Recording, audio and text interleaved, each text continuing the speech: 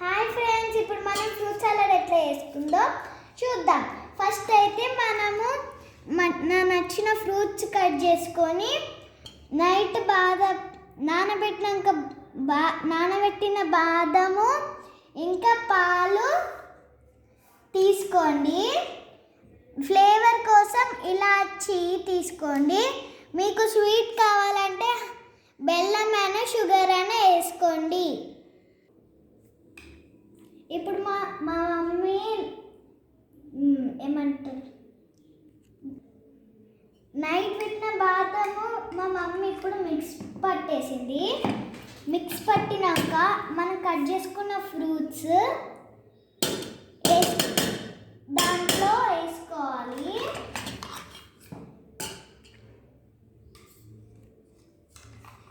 Mixie పట్టిన బాదము మొత్తం కలుపుకోవాలి. కలిపినాక ఇప్పుడు పాలలో షుగర్ వేయాలి.